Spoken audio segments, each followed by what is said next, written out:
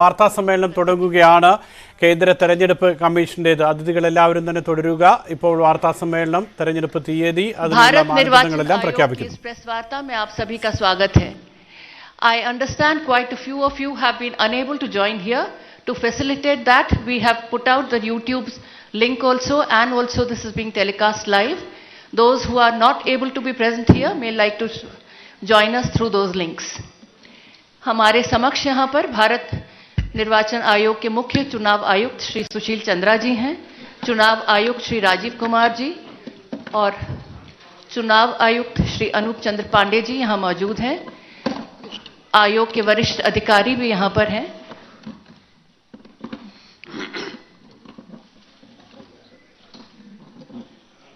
Photographers की सहूलियत के लिए हम ये नेम प्लेट जरा से नीचे करेंगे ताकि आप लोगों को आसानी हो.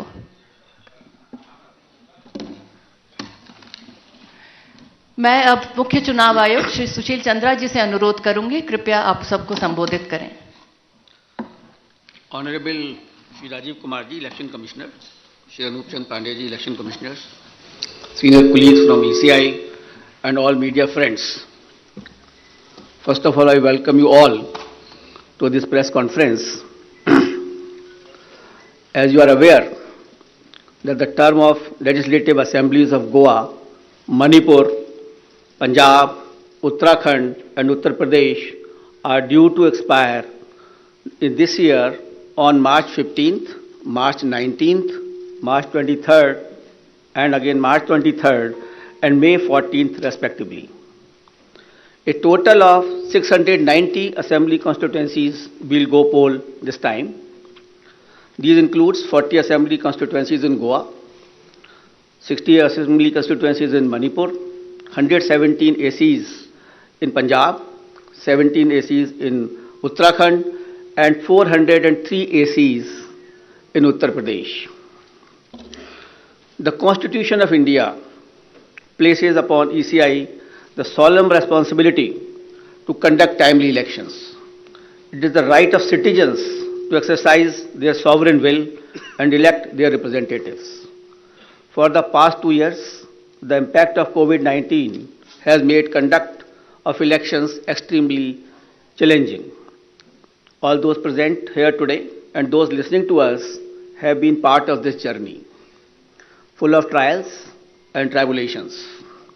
It is our duty to see how to conduct elections in a manner that protects both the voters and the vote.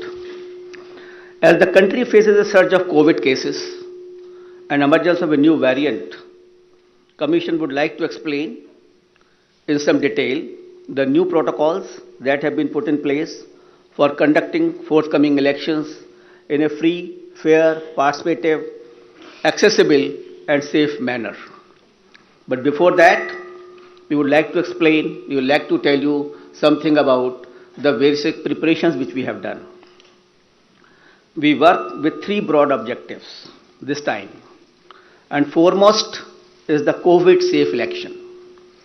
Second is hassle-free, comfortable voting experience to the voters, and third, the maximum voter participation. Friends, for last 6 months, the entire election machinery was gearing up for these elections. Periodic reviews were done and senior officers of ECI held detailed meetings to review all aspects of poll preparations. A lot of advanced planning and meticulous preparation has been done. In the month of December 2021, Commission visited the poll-bound states to review poll preparedness, and we also had a virtual meeting with the political parties of Manipur and their officers. We discussed with various political parties and elicited their views and suggestions. We also met the chief secretaries, DGPs, DOs, SPs and various enforcement agencies in the states on various issues of preparedness. As the COVID cases showed a resurgence, especially in view of the new variant of concern, that is Omicron, Commission held meetings with Health Secretary, Government of India, and health experts as well, health secretaries of the states. We also had discussions with the Union Home Secretary on this issue.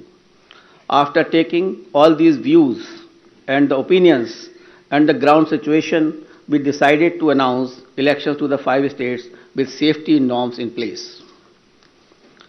At the heart of election process lies the sanctity and absolute veracity of the electoral roll. Subsequent to the recently conducted special summary revision exercise, the final electoral roll has been published on 5th January 2022 with 1st January 2022 as a qualifying date and is available to all political parties. Commission laid emphasis on registration of new age voters, women and persons with disabilities. A total number of 18.34 crore electors, including service voters, will take part in this election, out of which 8.55 crore are women electors. As a result of the hard work done by our officers in the field, we have some very encouraging figures to share with you. And there was a lot of emphasis on increasing the gender ratio, that is, the women's participation in electoral process. And I'm happy to say that it has been increased in all the 5 states. And as compared to the last assembly elections, and with Uttar Pradesh witnessing the maximum increase of 29 points, followed by Goa 24 points, Manipur 19 points, Uttarakhand 18 points, and Punjab 10 points. With this result, the gender ratio of various states is as under: Goa 1056, Manipur 1065, Punjab 902, Uttarakhand 928, and UP is 868. As many as 24.9 lakh first-time electors, that is between the age of 18-19, have got registered in the 5 states. And out of these, first-time women electors are 11.4 lakhs. In the 5 foregoing states, a total of 13.01 lakh PWD voters and 31.47 lakh senior citizens 80 plus age have been mapped. Their participation has been increasing and their presence at the polling stations serves to inspire the younger generation. Service electors, the personnel and security forces deployed in India's far-flung borders, and mission staff, 5.29 lakh service voters will vote in coming elections. After the electors, I would like to tell you about the polling stations. Another area of focus for the Commission has been the facilities available at the polling stations. We had instructed all COs and all DOs to visit all major polling stations to see and to ensure that all assured minimum facilities are available on all the polling stations. And like AMF, like drinking water, waiting area, electricity, ramps, toilets has been made available at all polling stations. All polling stations shall be necessarily located at ground floor for the accessibility point of view. They will be equipped with all COVID mitigation facilities like sanitizers, thermal scanners, masks, gloves, so that they are absolutely safe to our voters. And in view of the pandemic situation, the maximum number of electors at a polling station has been reduced from 1,500 to 1,250. With this particular reduction in the number of voters at a station, we have to increase our polling stations to 30,330 more. And now the total number of polling stations is 2,15,368. So the number of polling stations have been increased by 16% than the earlier assembly elections of 2017. Another significant indicator of the pressure on polling booths is the average number of voters per polling booth. By reduction of these numbers, our numbers of range from 672 in Goa, 688 in Manipur, 699 in Uttarakhand, 862 in Punjab, and 862 in UP. So these are comparable to the best in the world. On an average, these are the numbers for per person for polling stations. So all stations are less than 1,000, and you see 688, 699, which is very comfortable, and we can give a very good polling stations experience to the voters. As a part of our firm commitment towards greater constructive participation of women in the electoral process, Commission has mandated that at least one polling station managed exclusively by women shall be set up in every assembly constituency. Our officers have identified even much more than that. There are 690 assembly constituency, but we are setting up a total of 1,620 such polling stations that will be totally manned by women staff and the women security personnel as well. This will definitely empower the women, will set an example for others. The women can come freely to cast their votes without any hesitation and without any problem. Similarly, some polling stations will be exclusively managed by persons with disabilities. That will also give a sense of confidence to the persons and an inspiration to others. We have made special arrangements for PWDs. Commission is truly committed to ensuring a comfortable polling environment to persons with disabilities. They shall be given priority for entering polling booths, provision made for designated parking spaces close to the entrance of polling stations. Volunteers shall be available to facilitate PWDs. Wheelchairs will be arranged. All polling stations will be having a gentle ramp so that there should be no problem to our persons with the disabilities. We have made arrangement for the postal ballot facility for absentee voters, and 3 types of absentee voters have been identified, that is the senior citizens with the age above 80 plus, the PWDs with the benchmark disability, and those who are COVID affected. A polling team consisting of 2 polling officials along with a videographer and security will then go to electors' house along with the voting compartment and get the electors to vote on the postal ballot. That is just like ECI at the doorstep of the voter. Candidates will be provided a list of such electors along with route chart and a schedule so that they may send their representative accordingly. Therefore, there is absolutely transparency as far as this absentee voter is concerned.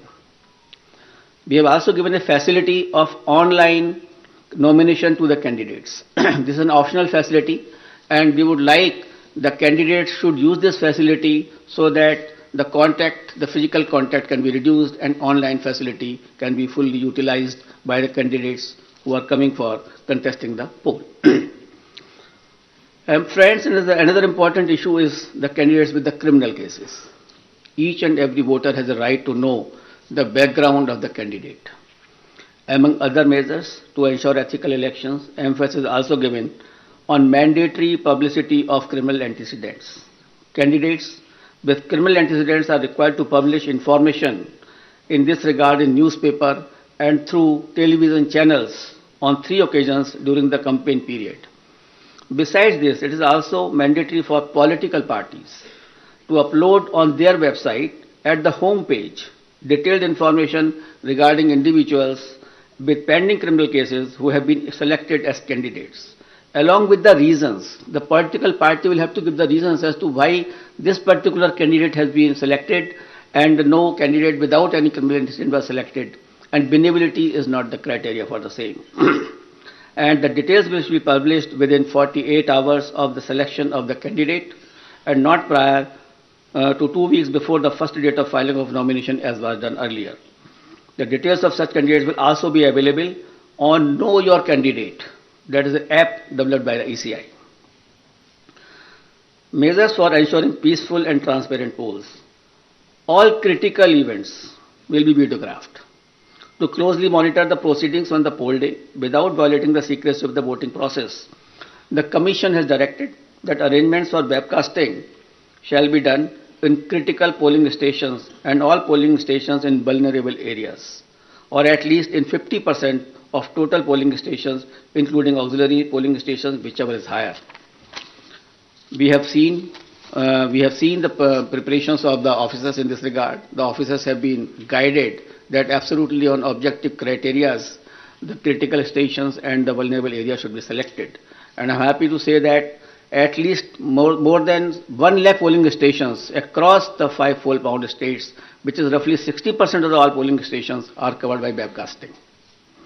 To ensure further transparency, the officers of the civil services drawn from IAS, IPS and IRS and other account services shall be deployed as central observers in the coming elections. Nearly 900 observers, general observers, police observers, and expenditures observers will keep a watch on every aspect of elections in the field. The special observers will also be deployed if necessary. Another important issue is the expenditure monitoring. As you are all aware, that only 2 days before we have increased the limit of candidates for the ensuing elections as far as the expenditure is concerned, from 28 lakh to 40 lakh. As per revised limits pertinent to these 5 elections, the limit on candidate expenditure for the state of Punjab, Uttarakhand and UP will now be rupees 40 lakh, and for Goa and Manipur it shall be rupees 28 lakhs. And this is also has been increased in view of keeping the digital modes of communication and the campaigns. The Commission has zero tolerance towards abuse of money power and misuse of the government machinery, as some of the political parties have mentioned to us.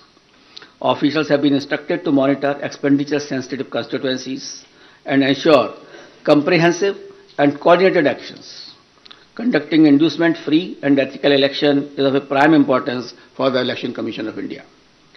Commission, wherever had gone, to all the 5 states, held meetings with all enforcement agencies, whether it is from income tax, the DRI, the excise department, the railways, the airport authorities. All enforcement agencies were met. We met all the enforcement agencies. We saw their positions.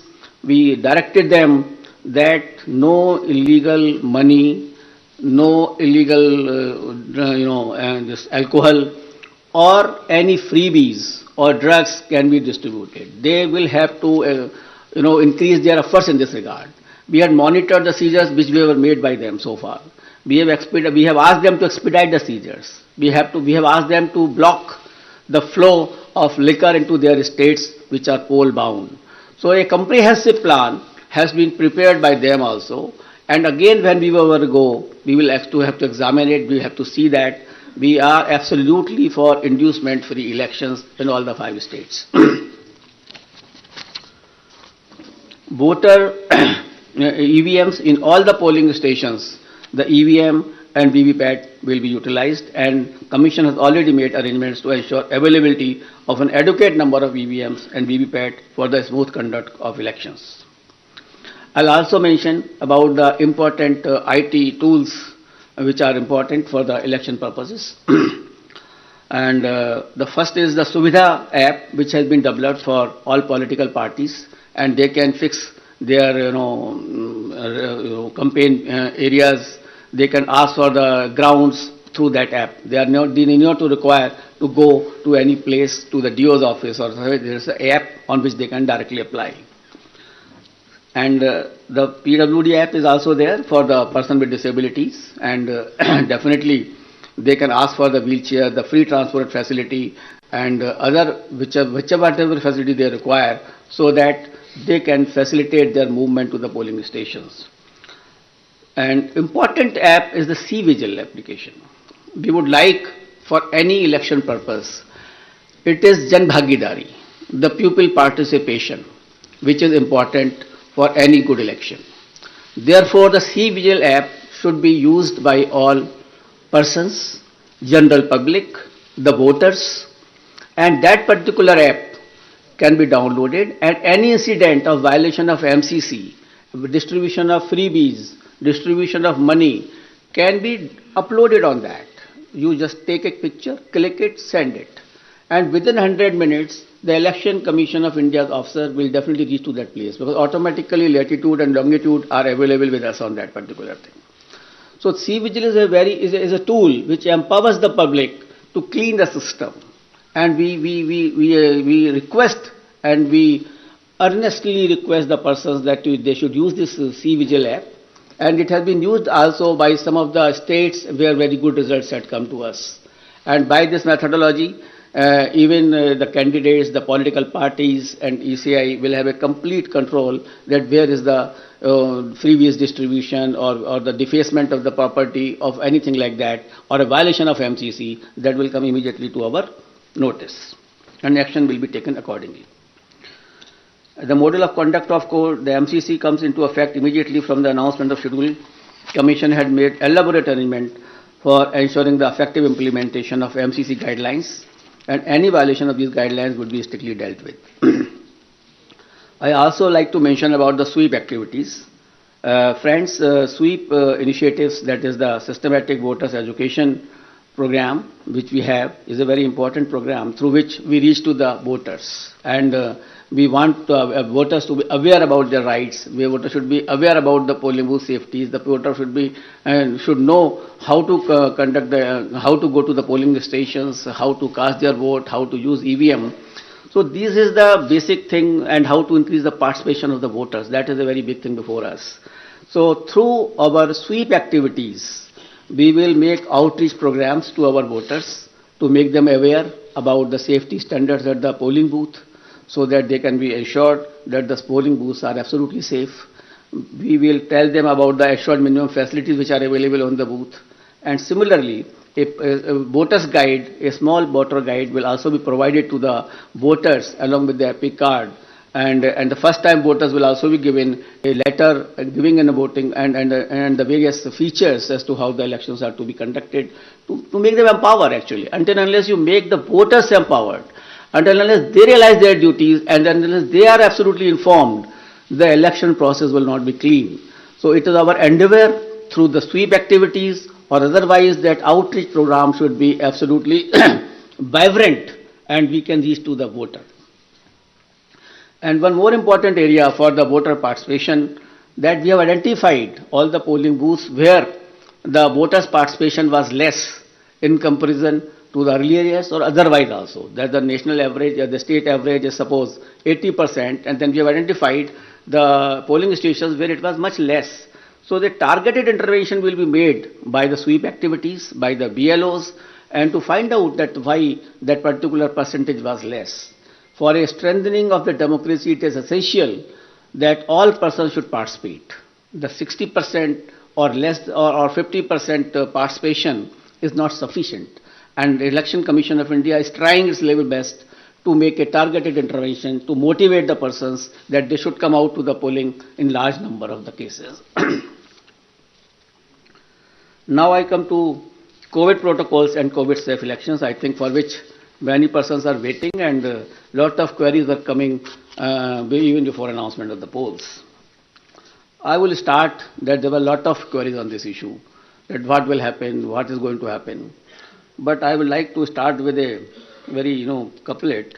यकीन हो तो कोई रास्ता निकलता है, हवा की ओट भी लेकर चिराग जलता है. So therefore, यकीन होना चाहिए. We should have a yaqeen, we should have a faith, we should have a absolutely belief that we can pass through this particular pandemic also through our safety measures, through our proper following of the COVID appropriate behavior. Only then we can sail through effectively, safely into this election process, as has been done in earlier past elections also. The decision to go ahead with scheduled elections was taken after much deliberation, discussions, and careful analysis of the ever dynamic situation. The situation is very dynamic. It is not static. Nobody can predict. Nobody could have predicted earlier also, a month before. So the situation is very, very dynamic. Let me go back to the Constitution of India on this issue. Article 172(1) states clearly that every legislative assembly of every state, unless sooner dissolved, shall continue for 5 years, and no longer. So the period of any constituency is only up to 5 years and no longer. Any postponement of the assembly may result in a situation which denies people of that state the right to elect an accountable government of their choice. The government will have to be of their choice. It is a democratic process. Democracy forms part of the basic structure of the Constitution, and holding of timely election is the essence of maintaining democratic governance, and this task has been given to the Election Commission of India to hold timely elections. Commission has directed that all central state government officials deployed for election duty shall be doubly vaccinated. So all the officials who will be on the election duty will be doubly vaccinated. On the recommendation of the ECI, the Union Health Ministry has issued orders on 8th February 2021 that all election officials and employees will be treated as a frontline workers, and all eligible officials shall be given a precautionary booster dose accordingly. So these persons will also be given a booster dose, the precautionary dose also. With this, my all polling officials who are on the poll duty will be fully safe. So I have spoken that my booths are safe because my booths are fully sanitized, and all provisions of the gloves, sanitizer and everything is there. And here are the polling officials who are the safe. We have directed on our visits also and otherwise also, we have directed the chief secretaries of all polling going states to accelerate the first and second dose of vaccination to all eligible citizens above 18 years. Wherever we have gone, in all the polling stations, we have reviewed the situation of the vaccination. And as you people have also reported, you have also informed that we have asked the chief secretaries to expedite this first dose as well as second dose to my electors of this country. And let me share with you the vaccination program, and they have accelerated the vaccination of the persons of various states. Let me share some vaccination figures with you. Data is on January 7th, 2022. In Goa, more than 95.8% people have been vaccinated with both the doses. So almost all population of Goa has got double vaccination. And in Uttarakhand, people have got 99.6% people have got their first dose and 83% have got the second dose. So in Uttarakhand also, the large number of population is vaccinated. In Uttar Pradesh, which was lacking earlier, but after our interventions and after our discussions over there, 90% population had been administered first dose, and more than 52% had taken both the doses. In Punjab, 82% had been given the first dose of vaccination, and 46% covered by both the doses. In Manipur, 57% had been jabbed with the first dose, while 43% had been administered both the doses. In absolute figures, as on January 7, 2022, more than 15 crore people in these 5 states together have got the first dose of vaccine, and more than 9 crore people had been administered both the doses. So this was regarding the safety of electors. There are 3 components of the elections: polling booth, polling officials, and the electors. So the Commission has taken steps that all these 3 should be the safe area. As far as the electors are concerned, most of the persons have got the vaccination, as I have just mentioned to you. The polling officials are doubly vaccinated with the booster dose also. Polling stations are safe, as I mentioned to you, that all sanitizations have been done. And before polling also, all polling booths will be fully sanitized. We have also seen the positivity rate of these states before taking decisions. I'll tell you that the weekly positivity rate in UP was only 0.24%. In Uttarakhand, it was 1.01%. In Punjab, it was 2%. Hello? Slowly. Figures. Acha, figure. In UP, the positivity rate was 0.24%. In Uttarakhand, the positivity rate was 1.01%. In Punjab, it was 2.1%. In Manipur, it was 1.1%. And Goa, it was something around 13% because of the newer party by the outsider in that state. So these are the positivity weekly rates which we have seen and perused by all of us. And we have taken the opinion of medical experts, the Union Health Secretary and other secretaries, as I discussed with you. We have appointed health nodal officers at the district, state and assembly constituency level and in all polling states. And in view of COVID concerns, polling time has been increased by 1 hour in all 5 states, and the time will be notified when the notification will be issued of those particular states. In view of emphasis on non-contact based campaign during pandemic conditions, Commission has decided to double the free equitable time allotted to the recognized political parties on Doordarshan and AER during these elections. It is expected that all stakeholders, namely political parties, candidates, campaigners, voters, and authorities engaged in the election process shall be conscious of their prime duty towards public health, safety, and therefore shall abide by the general instructions and other norms of COVID-appropriate behavior as mandated by the respective authorities prescribed. Further, political parties and candidates are advised to conduct their campaign as much as possible through digital, virtual media platforms, mobile-based mode instead of physical mode, ensuring strict compliance of COVID safety norms.